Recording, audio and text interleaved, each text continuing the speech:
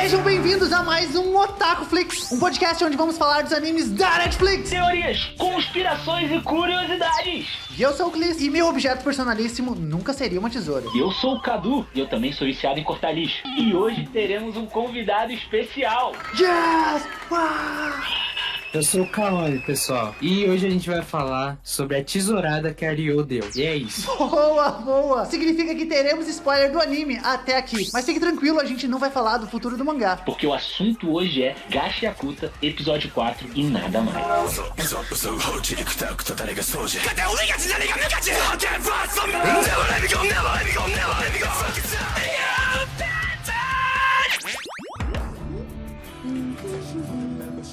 Bem-vindo ao quartel dos zeladores.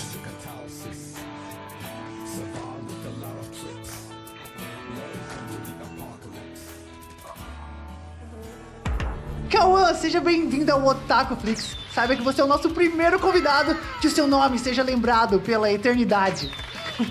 Por favor, se apresente para o nosso público, fale um pouco do seu conteúdo. Quem é você, o que você gosta de falar? Eu sou dono da página Follow Animes, que tem no Instagram, e também da Kawan Martins, que tem no Facebook. Mas eu gosto muito de comentar também dentro do YouTube, onde eu falo muito sobre One Piece. E dentro do Instagram e do Facebook, eu falo sobre recomendação de animes, principalmente animes Isekai, que o pessoal adora, né? Pra fugir um pouco da realidade. O pessoal ama Maneiro um pouco da realidade. Qual é o seu anime favorito? Mano, One Piece, velho. One Piece? Uou! Tá bom. One Piece é fora de sério, mano. É exatamente isso. One Piece, ele te traz liberdade pra você sonhar o que você sempre quis fazer. Então, meu anime favorito é One Piece com toda certeza. Outra pergunta definidora de caráter pro nosso público otaku é: qual o seu pior anime? O pior anime que você já assistiu? School Days, mano. School Days, caramba! School Days é um bagulho que molda a sua moral. Você fala, puta merda, o que eu tô assistindo aqui, velho? Mas School Days é loucura, mano. Não recomendo, pessoal. Perfeito.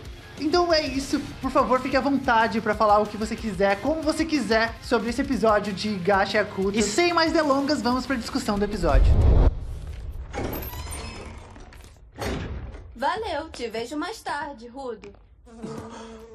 Será que ela vai continuar passando a mão no meu cabelo mais tarde? Rudo! Essa aqui é a Samuel, a recepcionista.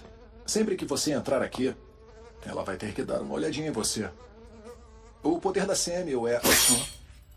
Muito prazer, novato promissor Rudo. O Ending me contou tudo sobre você. Inclusive de onde você vem. Mas só acredito nas coisas que ele me contou se eu vir pessoalmente o seu potencial. Meu potencial? O utensílio personalíssimo dela são os óculos. Melhoram a visão dinâmica dela. E se ela quiser, consegue ver a verdadeira natureza das pessoas. Então dá pra usar os utensílios personalíssimos assim também?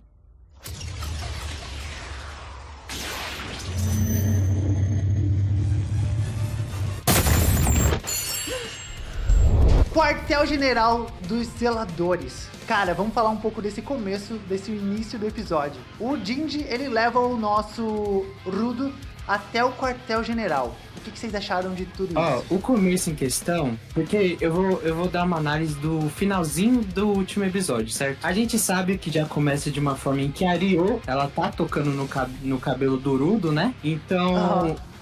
A minha associação quando eu olhei aquilo foi, mano, ela tem alguma coisa a ver com o item dela, deve ser alguma coisa a ver com o cabelo, cara. Deve ter alguma coisa a ver com o cabelo. Porque se ela toca no cabelo alguma coisa, se ela gosta tanto daquilo, então ela pode ter um poder comparado àquilo. E neste episódio é revelado dessa forma. Cara, né? É engraçado você falar isso, porque no último episódio eu fiquei muito com essa sensação assim, do tipo assim, cara, quem que é essa garota, sabe? Tipo, por que ela tá mexendo no cabelo dele? E aí, tipo, eu fiquei brisando sobre, será que tem alguma coisa louca, sabe? Alguma coisa diferente no cabelo dele? Porque ele até o momento é um dos únicos personagens de cabelo, tipo, branco, né? Que aparece aqui. Eu falei assim, interessante, talvez tenha uma pista aqui nesse contato com o cabelo, assim. Sim, Eu não sei se vocês, eu não sei se vocês também sentem isso quando a gente vê... E eu vou falar de Dandadan agora também, trazendo um paralelo com outro episódio que a gente...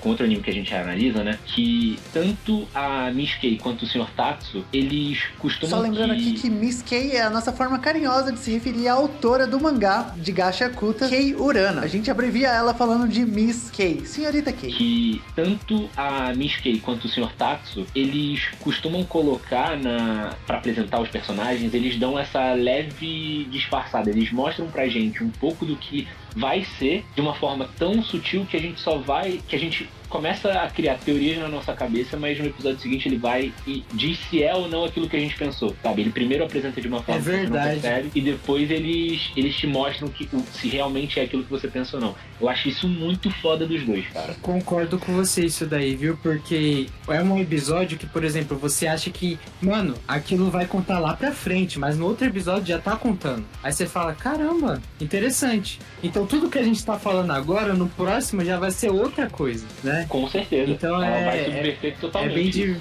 Exatamente, concordo contigo, Cadu. Concordo, velho. Cara, vamos falar um pouco desse começo, desse início do episódio. O Jinji, ele leva o nosso Rudo até o quartel-general. Quando entra em questão dentro do quartel, é o lance que mais me pegou. Por quê? Quando você vê a recepcionista, a habilidade dela em questão é dos óculos, né? Então ela olha pro Udo, no momento que ela olha pro Udo, é muito interessante. Ela se surpreende, ela fala, certo, as habilidades físicas dele já são muito boas. O que acontece? Tem um lance muito da hora nessa parte, porque é o seguinte, ela se surpreende, mas na hora do fato dela falar o que ela se surpreendeu, ela não fala. Não é à toa que o Andy olha pra trás pra ela, porque ele sabe que ela percebeu alguma coisa nele, né? Então a gente fica com essa dúvida na nossa mente. Eu achei muito louco. Mas claramente ela escondeu alguma coisa ali que ela viu, que ela não falou de cara, mas ela viu mais coisa do que ela contou ali pro Andy. Realmente tem alguma coisinha aí. Olha que engraçado. Isso, na minha cabeça já não é algo que ela viu propriamente, tá ligado? A impressão que eu fiquei é que ela sentiu mais do que viu alguma coisa. E aí, por que eu falo isso? Sentiu, Porque tanto quando a gente assiste o anime quanto quando lê o mangá, na hora que ela vê, é que no mangá fica mais fácil de ver porque ele é um frame parado, né? Então eu sempre trago essa coisa pra tipo, então não dá pra você pegar detalhes. Mas qual que é a diferença? Certo. No anime é muito rápido, então a gente não percebe, mas tem um chiado. É quase como se ela tentasse assistir uma televisão e tivesse aquela tela de fora do ar, ligado? É verdade. E aí ela pega e mete uma desculpa. Quando você lê o mangá, você vê mangá tem claramente... isso? No mangá tem isso. Você vê claramente que é um frame parado onde ela não vê nada. Ela não quase conseguiu como ver. É quase como se fosse essa tela que eu falei, entendi. toda chiada, de preto e tem uma mancha no meio. O que eu entendo então, é que será? essa mancha talvez passou alguma coisa pra ela que a gente não conseguiu entender ainda o que é. Então Talvez será... tenha. Nossa, se você comentou sobre esse bagulho agora, que eu achei muito interessante. Porque às vezes, em diversos animes, se você analisar bem, tem esse fato de determinados personagens que são muito habilidosos, eles enxergarem habilidades de outros personagens, certo? E quando eles não conseguem enxergar, tem um lance de tipo, aquilo ali é sinistro, entendeu? Eu não consigo enxergar aquilo, tipo, eu consigo enxergar de todo mundo, mas eu não consigo enxergar dele, então é mais sinistro do que parece, entendeu? Então tem alguma coisa dentro do Rudo que é mais sinistro do que parece. Tipo uma Kyuubi, mas a gente não sabe. Byakugan! Summonou o Naruto aqui. Cara, é muito um Byakugan, talvez, alguma coisa assim, tipo, ela realmente tem ali essa habilidade com os olhos, é uma coisa bem recorrente em animes shonen mesmo. É quase como se ela tipo tivesse assim, com o Sharingan enxergando a Kyuubi dentro do Naruto. Putz, total. Exatamente, mano. Tipo assim, como eu não consegui enxergar isso? Como eu não consegui enxergar, tá ligado?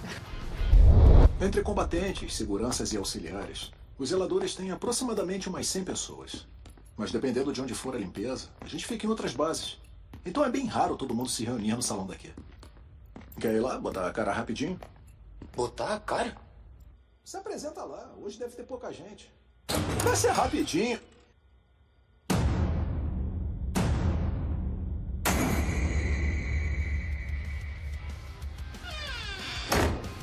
Vixe, bom a cabeçada. Depois a gente volta. Cara, mas espera aí, nesse momento que ele abre a porta, eu achei muito engraçado, cara, porque é tipo assim, ele fala assim, não vai ter ninguém por aqui, né? Aí ele abre a porta, e aí do nada, tipo, tá todo mundo ali olhando pra ele, e o que me faz teorizar aqui agora, momento teoria do episódio, por que esse lugar tá tão cheio, sabe? Se ele tava dizendo que tava vazio, talvez, será que essa galera ficou sabendo que o Rudo tava ali? Alguma Mano, coisa eu tenho assim? uma teoria. Mas, tipo, é coisa de esquadrão. Por exemplo, ó, tem um lance, certo? Eu já vou pular essa parte dessa forma, porque vai intercalar, vai.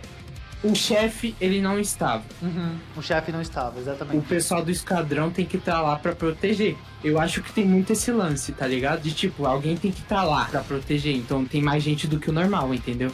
Então, o que o chefe deve estar fazendo é algo muito perigoso. A figura do líder é interessante aqui pra gente conversar também. Mas eu acho engraçado o fato de ter tanta gente ali, sendo que não deveria ter, sabe? Realmente eu acho que tem alguma coisa acontecendo aqui que não foi, sabe, que pode ser explorado no futuro. Mas eu acho engraçado realmente tá todo mundo aqui, o líder não está, onde que, né, o que ele tá fazendo. E eu acho interessante que nesse episódio também o Andy, ele começa a falar sobre o que seria o utensílio personalíssimo do líder, né? Que ninguém sabe o que é. E eu acho isso muito curioso. Não sei se vai ser discordar de vocês ou não, mas assim, eu vejo que quase todo episódio eles dão um pouquinho dessa construção de mundo pra gente conseguir entender um pouco mais do que tá acontecendo ali, sabe? E aí, quando a gente começa a andar dentro do quartel-general, desde da recepcionista, né, que a gente vê, ela tem um poder diferente. Só que é um poder que não é usado pra luta. É um poder, uma coisa mais backstage, uma coisa mais de controle, organizacional, alguma coisa desse tipo. Sim. Aí a gente chega até o escritório do general lá e não encontra ele. E a gente tem essas informações só de que, tipo, ninguém sabe qual que é o objeto, o utensílio personalíssimo dele, ninguém sabe qual que é o poder dele, ninguém sabe de nada, mas todo mundo respeita. Todo mundo respeita. Todo mundo respeita e uma coisa e é leal, Esse ou lance seja, ele conquista uma coisa de lealdade. Mas eu acho que pode ter um pouco essa vibe mesmo aqui com o líder, porque essa palavra liderança não foi colocada nesse episódio, né, à toa aqui. Tipo, de liderança não, de lealdade. Não é à toa. Eu até tinha pensado, cara, porque, tipo assim, esses anime shounen, principalmente Gachakuta, tem a vibe de colocar o protagonista como se ele não pensasse, tá ligado? Então, tipo, ele já entra e fala, eu quero saber como sair e já voltar lá pro paraíso, né? Então... Mas aí você sabe o que eu acho legal do que a Nishiki faz? Porque, assim, eu concordo com você. Ele não é aquele protagonista que ele vai pensar e vai sair da solução. Mas ele é um cara que já se mostrou mais de uma vez aberto a escutar o que outras pessoas mais sábias do que ele falam pra ele. Quando ele... Verdade. No episódio, eu acho que passado, se eu não me engano, que ele luta com o cara que vai ser o treinador dele, ele decide sair da luta, tipo, conversando porque ele lembra o que o Hagito fala pra ele. Dessa vez, ele ia entrar com uma postura, mas ele escuta o que o Engin fala pra ele e aí ele muda. Nesse mesmo episódio, quando ele vai pra parte da batalha, ele tá super nervoso e aí ele vai e escuta o que a Ryo tem pra falar. E ela fala, a única coisa que você precisa ter pra morar aqui na superfície é calma. E aí ele vira e fala assim, então eu preciso ficar mais sereno. Então, ele é um cara que, apesar de não pensar, ele tá aberto a escutar, né, o que outras pessoas estão falando pra ele e imediatamente ele pega esse conselho e ele adapta ele pro que ele pode fazer, sabe? Nossa, então, você soltou um bagulho muito foda, mano. Você jogou um assunto muito foda, cara. Porque isso mudou. Nossa, se você parar pra pensar, nossa, muito louco, velho. Porque, mano, os personagens dos animes shonen, velho, eles não escutam merda nenhuma, cara. Eles simplesmente falam, eu vou fazer isso e pronto, acabou. Entendeu? Tô nem aí se vai vir Deus. Meu jeito ninja, foda-se, tá ligado? Então é um personagem que vai moldar muito, se você analisar bem, a forma dos outros e estruturar os outros personagens de anime shonen. Porque Gachakuta já tá fazendo um enorme sucesso, entendeu? E já que a gente tá na cena da luta, que luta foi essa? Como é irado esse personagem da Ryo. Puta que pariu, mano. Ela é muito foda, ela é muito rica. É muito louco, velho. Muito louco, mano. Porque, tipo assim, era o lance que eu tinha comentado no começo. Ela começa a tocar na cabeça do Urudo e tudo mais. Aí você pensa, que ela queria cortar o cabelo coisa dele? Será que ela queria cortar o cabelo dele? É legal. Exatamente. Aí ela fica, nossa, o cabelo dele é legal. Aí você vê, o utensílio dela é o quê? Uma tesoura. tesoura corta o que? Cabelo. E quando ela começou a cortar o bicho, ela tava toda louca, pensando, nossa, eu tô cortando a cabeça dele, velho. Só que quando ela vê o bicho grande, ela não passa a responsa por Udo. Por quê? Ela fala, mano, esse bicho grande eu tô animadaço, que ele é poderoso demais. Então o Udo fica, meu Deus do céu, que isso, cara? Não era pra ter calma. Cara, eu adorei o design desse monstro maluco que apareceu aqui, cara. Tipo... Tem uma coisa muito inteligente de se falar, que é o que? Esse bicho foi feito totalmente para Ryu mostrar a habilidade dela. Eu acho que esse episódio foi mais para mostrar a habilidade dela do que de outros personagens. O Udo nem teve tanta significância assim no episódio em si, sabe? Mas se é um episódio de apresentação, né? É um episódio de apresentação de personagem também, né? Dela. Tipo, ela tem bastante protagonismo aqui nesse episódio. Teve, porque, pensa assim, aquele bicho que apareceu, que é gigante, imenso, ele tinha vários tentáculos na cabeça dele, como se fosse um cabelo mesmo, né? Então ela começou a cortar aqueles tentáculos e achou um núcleo pelos tentáculos que ela cortou. Que, no caso, é algo que, quando ela corta, ela vê que é um utensílio... Esse é o mistério desse episódio, né, cara? Porque... Eu queria trazer um momento teoria desse mistério do final, cara. Porque, assim, o que até agora, em 4 episódios, eles passaram de regras pra gente desse universo? Que a galera do paraíso vive jogando lixo lá embaixo, beleza. Que esse lixo não é a única coisa que se acumula na superfície, que emoções e pensamentos também são acumulados lá, e quando muitos objetos que têm essas emoções, né, essas auras, o ânima, né, que eles chamam, acumula, isso vira energia, e aí essa energia acaba podendo causar fenômenos que geram essas bestas. As feras maculadas, as feras maculadas. Exatamente, exatamente. Tudo que eles Tem passaram uma coisa pra gente... Fala. Que eu gostaria de comentar, que é o fato do Udo quando ele chega no momento do combate, certo? Ele tá descendo as escadas e ele fica se perguntando, será que o paraíso sabe que tem gente que mora realmente aqui? Será que o paraíso... Por que o paraíso deixa tantas coisas que são tão importantes aqui embaixo? Como, por exemplo, mostrou uma coisa muito importante também nesse episódio, que é o quê?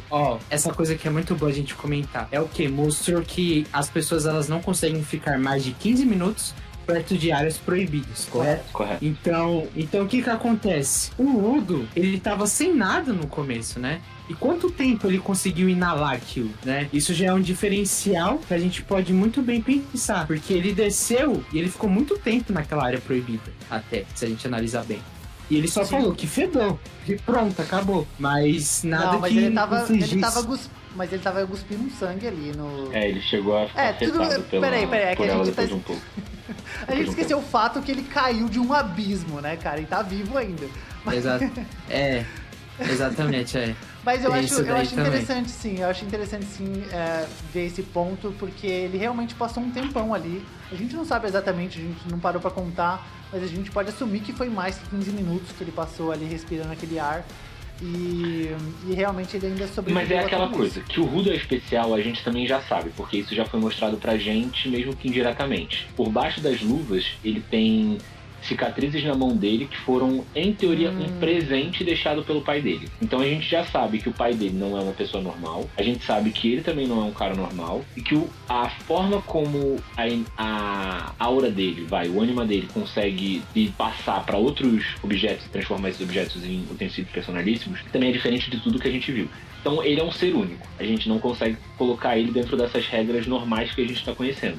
E hoje a gente teve mais uma prova de que ele não é igual aos outros, porque a recepcionista não conseguiu olhar pra ele. Sim. Mas o que eu tava falando da teoria, que é em relação aos objetos, que de todas as regras que passaram pra gente até agora, nesses 4 episódios, em nenhum momento falaram que utensílios personalíssimos podem ser abandonados, ou se já foram abandonados. A gente não sabe o que acontece com o utensílio personalíssimo depois que um zelador morre, tá ligado? Isso também não foi falado pra gente. É verdade. Então, dentro dessas dúvidas que a gente tem, eu fico pensando assim, porra, e se essas bestas, essas feras maculadas que são diferentes, elas obviamente podem ser criadas por alguém, ter esse núcleo feito de um utensílio personalíssimo pra fazer elas serem mais fortes, e essa pessoa que faz isso pode ter tipo um assassino de zeladores, tá ligado? E aí tipo usa como spoiler espólio de guerra, os utensílios personalíssimos dos caras que essa pessoa derrotou. Mas pode ser, tipo assim... pessoas que morreram, né? Mas pode ser, tipo, não uma pessoa que faz isso, mas pode ser simplesmente, tipo, um zelador que abandonou o seu objeto, o seu utensílio personalíssimo, e isso, por ter sido algo muito valioso e ter sido descartado, virou, sabe? Quase como uma maldição, vira uma fera maculada, tá ligado? Então eu acho que existem muitos caminhos pra gente ir pra esse mistério. Mas eu acho, entendendo o que o mangá não, né? Porque eu ainda não cheguei nessa parte, mas entendendo que o anime pode levar a gente pra o lado que ele pode levar a gente, eu acho que ele iria pro lado dessa coisa de ter um vilão por trás, sabe?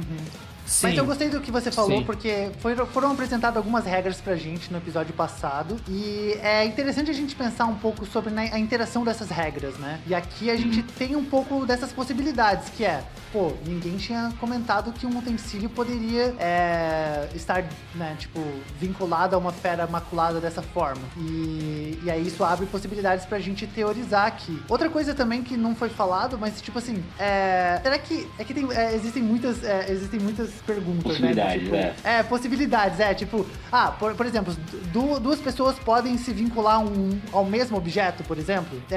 A gente não sabe ainda se isso é possível. Tem possibilidades. E no caso, cara, esse lance das feras maculadas terem esse objeto dentro de si, que colocaram nesse episódio, o lance, se você analisar e pegar várias outras obras, tem pessoas que têm controle sobre outras coisas, né? Então, alguém pode ter um poder de controle por trás. Alguém pode, por exemplo, aprisionar uma pessoa e falar pra essa pessoa controlar esse objeto dentro de uma fera imaculada, tá ligado? Tem um monte de coisa que pode colocar dentro disso, sabe? Eu quero ir pra uma brisa muito longe agora. E eu quero ver se vocês vão me acompanhar. Vocês estavam falando e eu comecei a pensar assim, em umas coisas que eu falei assim, cara, se fosse pra esse caminho ia ser muito legal. Pode falar. Eu tava falando daquelas regras, né? E uma coisa que a gente foi apresentada que a luva foi dada pelo pai do Rudo. A gente entende que foi o Regito que deu pra ele cobrir aqueles machucados. Que aquele machucado foi causado pelo pai dele. A minha brisa, a minha viagem agora é a seguinte. O pai do Rudo, o pai verdadeiro do Rudo, ele tá na superfície. Ele já foi um zelador e já foi um zelador muito forte. E ele tinha as luvas do Rudo. Ele passou as luvas dele pro Rudo. E aí entra naquilo que ele passou as luvas que ele usou e ele deixou muita ânima nas luvas pro filho dele. E ele fez alguma coisa com o filho dele, entendeu? Talvez ele tenha usado os poderes dele com a luva pra fazer aquilo que ele fez no braço do Rudo. E aí depois deu a luva com uma forma de tipo, talvez assim você consiga conter isso que eu fiz com você, essa coisa que eu fiz nos seus braços. Pô, beleza. Pode ser, mano. Tendo feito isso, ele deixa de ter o utensílio personalíssimo dele. Ele perderia, se for seguir essa lógica, ele deixaria. Ele abriu mão. Exato, ele abriu mão. Só que aí é que vem a pira. Sim. Aí ele volta pra superfície, começa a ser caçado porque ele, de alguma forma, desertou os zeladores ou virou inimigo dos zeladores. E todo zelador que vai atrás dele, ele mata, pega o utensílio dele e passa a usar o utensílio dele, sabe? Consegue usar o utensílio de um outro zelador. E aí ele tem meio que uma coleção de utensílios. Ele tem uma coleção de utensílios de todos os zeladores que ele matou. Mas aí esse é o vilão, né? Esse é o vilão da história. Esse é o vilão. Eu acho que esse cara pode ser o pai dele. Esse cara é o vilão da história. E eu acho que esse cara pode ser o pai do Rudo. E que, pra ficar mais épico ainda, ele coleciona utensílios personalíssimos de outros zeladores pra mostrar o quão foda ele é e o quão poderoso ele é. E ele que faz essas criaturas aí, tá ligado? Pegando desses utensílios que já viraram lixo. Porque aí vai ter alguma regra que talvez você usar o utensílio de um outro cara que não te deu esse utensílio, tá ligado? Faça o utensílio ir se deteriorando. Então você só pode usar por um período. E depois, tipo, ele pega e arranjou um jeito de colocar numa fera imaculada, sabe? Eu acho que se fosse por esse caminho, eu ia pirar, porque na minha cabeça ia ser um vilão muito foda, tipo, pai contra filho, luta final de primeira temporada, tá ligado? Eu acho que em algum momento a gente vai ter aí um confronto com o pai dele, e eu acho que tá se desenhando pra ele ser um desertor, alguma coisa assim. Eu gosto dessa ideia. Mas, cara, eu tendo a pensar também que, tipo, o que seria o nosso anti-protagonista aqui? O vilão perfeito pro protagonista que enxerga tudo que é lixo, é algo valioso na mão dele. O que seria, né, tipo, a contrapartida desse herói que a gente tem aqui? Em teoria, não sei se vocês vão concordar, mas na minha cabeça, esse anti-herói que você pergunta quem é o próprio Paraíso, entendeu? Porque o que o Rudo prega, ou o que ele enxerga de valor é exatamente o que o Paraíso despreza. Sim. Teria que ser alguém de lá, né? Sim. Faria mais sentido. Ou a própria cidade em si, o sistema, sabe? Algo maior do que uma pessoa, sabe? O sistema, ou o paraíso, a cidade, entendeu? O homem, como falam, sabe? O capitalismo, saca? Tipo, sem políticas aqui. Não, o que eu quero dizer é nesse sentido, sabe? De alguma coisa maior do que uma pessoa, mas uma organização, uma ideia, uma filosofia, entendeu? Sim. O que moldou o paraíso, e aí o concreto disso seria o paraíso. Tipo, quem é o vilão, ou quem é o contraponto do Rudo até agora? É o próprio lugar de onde ele veio. Pro lugar de onde ele veio, ele já era um lixo, entendeu? E aí ele cai na lata de lixo, e na lata de lixo, na verdade, ele é o contrário, ele é tipo muito foda, entendeu? Cara, é o lugar dele, então. E aí entra naquele negócio do que é lixo pra um é luxo pro outro, sabe? Que a gente tava falando, e é exatamente a ideia da onde vem o poder do Rudo e tudo mais. Cara, eu acho que é exatamente isso. Eu acho que quem é o anti-Rudo? É o Paraíso, entendeu? Eu acho que não vai ter uma figura, uma pessoa pra, sabe, dar cara pra esse anti-herói.